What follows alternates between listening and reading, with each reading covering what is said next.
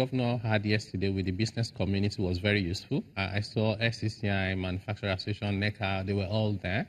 And I think after the meeting, people were more empathetic and they saw the reason why that needed to happen and that the impact is not even as big as people had thought. So I think this is one area where we need to collaborate and work with government. There are a few areas where government needs to consider there. For example, you find there's no provision for if I own my property, I'm resident there, but I lose my job. So for that period of time, I just don't have money to pay anything. So government should consider a relief. Mortgage is not a big thing in Nigeria, but what if I borrowed to build? You cannot just tax me on the value of the property without considering that I'm paying and servicing the loan. So there are a few things that government needs to do, but I believe that that's a continuous engagement. And the governor said yesterday that the door is open. I'm interested in that. You find in a lot of areas in Lagos, particularly in the suburbs, where the landlord is not the one paying the tenement rate, it's boasting the tenant that pays. So how do we ensure that this higher rate is not passed to me, boasting the citizen X here? Yeah. Ultimately, and it's my landlord that costs out the money. Yes, you're right. You know, this is what we tend to do in Nigeria generally. Whether you increase the price of fuel at the pump, somebody just increases fares by 200%. Now, ultimately, the market will take care of that. So if you're passing on your land use charge as a landlord to me as a tenant, I'm going to add everything up together. If I can get a better rent somewhere else, I'll move on there, especially if this law can open up supply that is locked in at the moment. So I think that whether the landlord wants to pass it on or not, the market will tell the landlord whether that is a reasonable thing to do or not. By the time your property is vacant and you have to pay land use charge, then you have to think twice. So this is deregulation, is it? Yeah, sort of.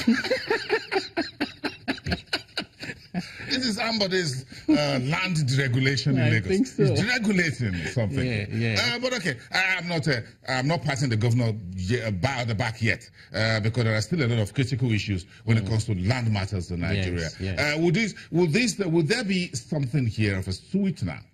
In other climes, we all know, where the government hits one with one hand, it gives you a bit of a carrot at the other hand, you get a bit of a stick at the other hand. So, will the cost of CFO be reviewed? Do you think it should be reviewed a little bit? Yeah, indeed. I even think not just the cost of CFO, the whole process. It should be possible for me to perfect land title without having to spend months and spending a lot of money. Because when you allow that to happen, what you do actually, you improve the ease of doing business. More people can use those properties to borrow and create more employment. And the more the economy grows, the more you can tax. Because really, a tax is a fraction of your prosperity of your people and businesses. So I think that would happen.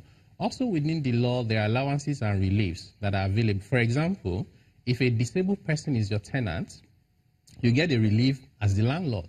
Now, for the very first time, government is thinking about people with disability. So that, in my view, is commendable. But the biggest part of this carrot will be when people come together to say, you know what, we hold government to account. Government shouldn't collect money from us and we don't know how they're spending it.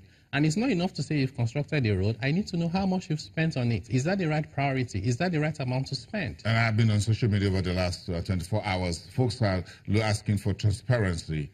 A more open transparency. The governor yesterday says we've opened up the books, we've discussed with everyone, but folks are saying we still want a little bit more transparency in terms of the budget preparation and expenditure in Lagos if you are the fifth economy in Africa, and whether we like it or not, the entire Nigeria still looks onto Lagos for some measure of direction as to where the economy is. You want to measure Nigeria, you look at Lagos. Because capital importation, 80% comes to Lagos almost on a yearly basis. So it's the home of the stock exchange. So I'm not sure Lagos will be able to sell the stock exchange because anytime soon. So that's putting the bone around the governor's neck, as it were, so he can't eat it. So the critical issues around land matters in Nigeria, and that brings us to the doorstep of the mortgage financing in Nigeria.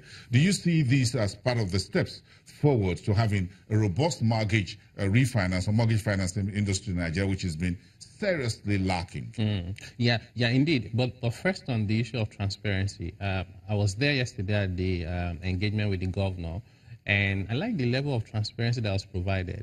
Probably the first I've seen in Nigeria, with details analysis of revenue and expenses. But people are still right to demand for even more. We want to see the granular details. So I think that's a process, and it will get better over time. Okay, hold on a second before you go to the one. You just spiked me there. So folks are also asking, who collects this money? It looks like there's one agency sneaked in there to do this job, a private organization. And that's what the social media is abuzz with this morning. Yes. I got asked by one journalist yesterday about that. So there is a consultant. I'm the second journalist asking you. So what did you tell my colleague yesterday? Yes. Now, you need to be transparent. I wasn't there, so you tell me. I mean, most definitely, I'll tell you. So there's ABC, Alpha Beta Consulting, that has been included as the agent to help with monitoring and collecting some of these taxes. Monitoring? But that's... Monitoring. Let's get this clear slowly. Monitoring this new land use charge. Yes. And collecting the payment on behalf of the Ministry of Lands and Housing and the Ministry of Finance of Lagos State. Actually, this land use charge is a tax for the local government. So you see in that law, it says that the local government can delegate their powers to collect to the government, state government. And that makes a lot of sense, because when you allow everybody to start collecting, you see touting, you see corruption, you see people printing receipts. It's too complicated. Now, to be able to do that on behalf of the local government, you need to use technology. So that's where the consultant comes in, to provide a platform where you can collect centrally, and then you know where you're collecting from, because that's very easy. And then you're able to distribute what you have collected at the end of the day. So we're getting to that grassroots. Yes. And that's where this last part of the program will be about. I have a question for you. Think about it very carefully before we come back after the break. The payoff line for Lagos right now is Itesiwaju Ìpínlẹ̀ Èkó ló jẹ wá lógún. And you're 100% Yoruba here. So I'm going to ask you, what does it mean? Okay. What does it mean to you and to the ordinary Lagosians? Itesiwaju Ìpínlẹ̀ Èkó ló jẹ wá lógún. That's what we're coming back to after the break. Let's explain that.